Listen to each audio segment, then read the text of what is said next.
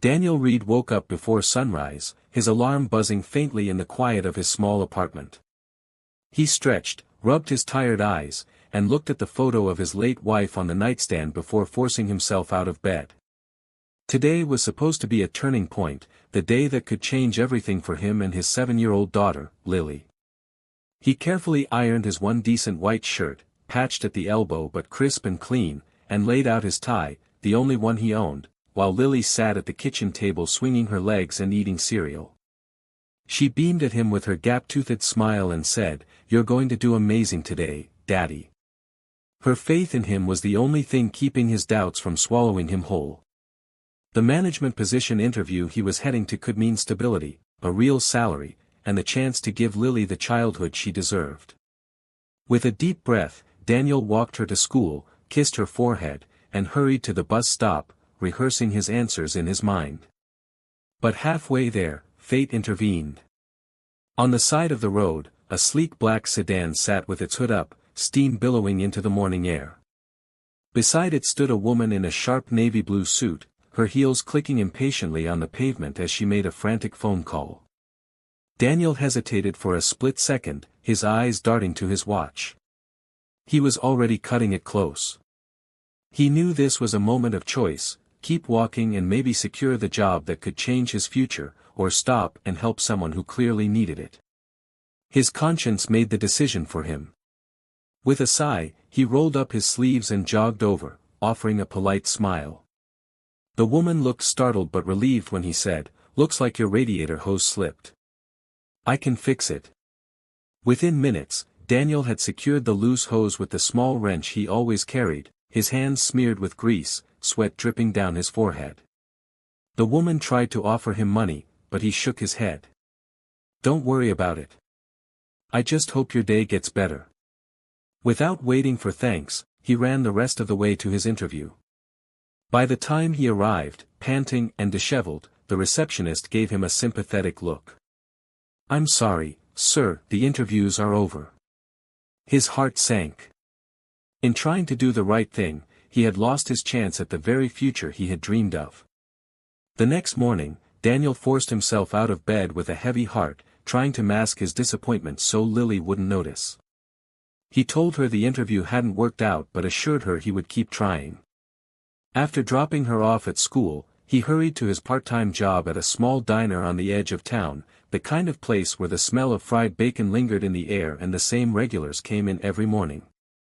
Daniel tied on his apron, ready for another long day of balancing coffee pots and clearing tables, still replaying the moment when the receptionist had turned him away. Around noon, his manager approached him with a wave toward the corner booth. "New customer, big shot from the city. Be polite." Daniel straightened his shoulders and grabbed a notepad, but when he reached the table, his heart nearly stopped. Sitting there, sipping black coffee, was the very woman whose car he had fixed the day before. Her hair was neatly pulled back, her diamond watch glinting under the lights, her posture sharp and commanding. For a moment, she just stared at him, her brow furrowed in recognition, and then a faint smile curved on her lips. "You?" she said softly, surprise in her voice. Daniel shifted uncomfortably, feeling out of place in his diner uniform. "Guess I'm better at fixing cars than waiting tables," he replied with a nervous chuckle. She introduced herself as Victoria Hayes, the CEO of a major corporation, and her presence suddenly made sense: the tailored suit, the urgency, the kind of car most people in Daniel's neighborhood never even saw up close. What shocked him most wasn't her title but the fact that she remembered him at all. Instead of letting him take her order and walk away, she invited him to sit with her for a moment, her tone leaving no room for argument. Curious and cautious, Daniel lowered himself into the seat across from her, his apron crumpled against the vinyl booth. She asked about him, why he was working there, what had brought him to her roadside yesterday, and though Daniel rarely spoke of his personal struggles, something in her calm yet intent gaze made him open up. He told her about Lily, about the endless balancing act of being a single dad, and finally, about the interview he had missed because he had chosen to help her. Victoria's expression softened, a flicker of guilt flashing in her eyes. "I may owe you more than just a thank you," she said, sliding a business card across the table. "Call me. I think we can fix what you lost."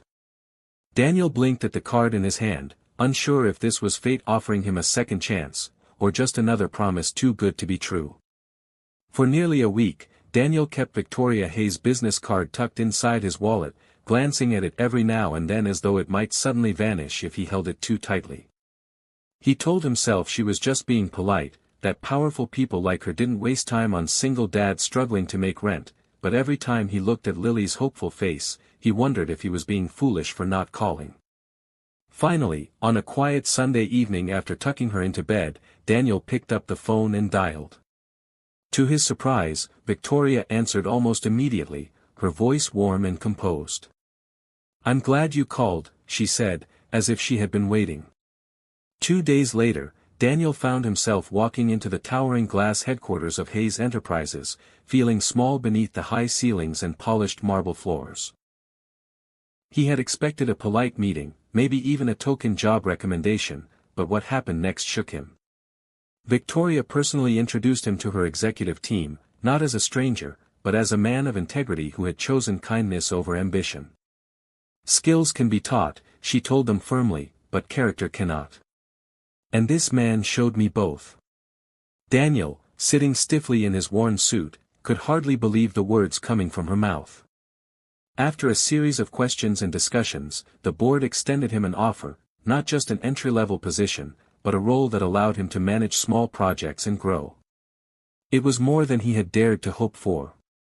Over the next weeks, Daniel threw himself into the work, staying late to learn, rising early to prepare, and surprising even himself with how quickly he adapted.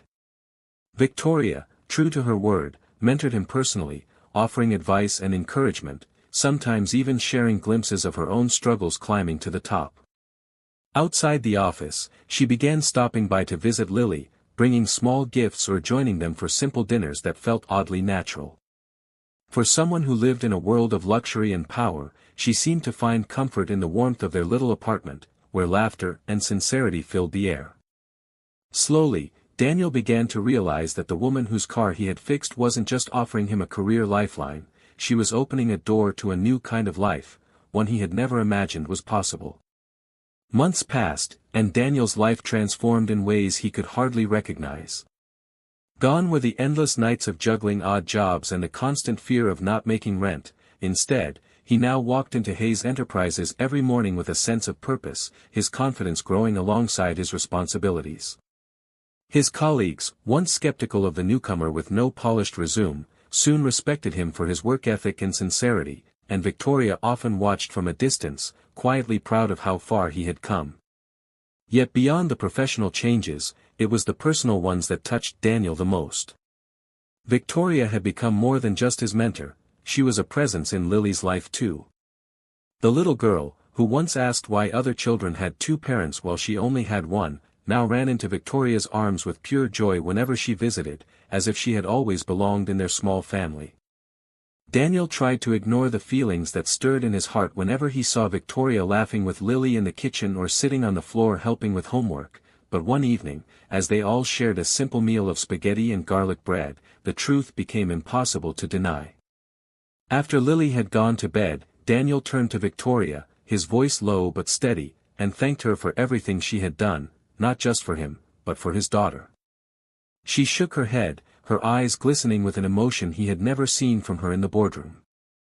"You don't understand, Daniel," she whispered. "You and Lily gave me something I didn't know I was missing. I've built empires, closed billion-dollar deals, but I never felt home. Until now." Silence lingered between them, heavy yet tender, and in that moment Daniel realized the interview he had missed was never a loss, it was the detour that led him here. Slowly, almost cautiously, he reached for her hand, and when she didn't pull away, he felt a warmth spread through him that had nothing to do with success or money. Life had a strange way of rewriting stories, and for Daniel, the stranger he had stopped for on the roadside had become the woman who changed everything, not just his career, but his future, his family, and the hope of love he thought he'd lost forever.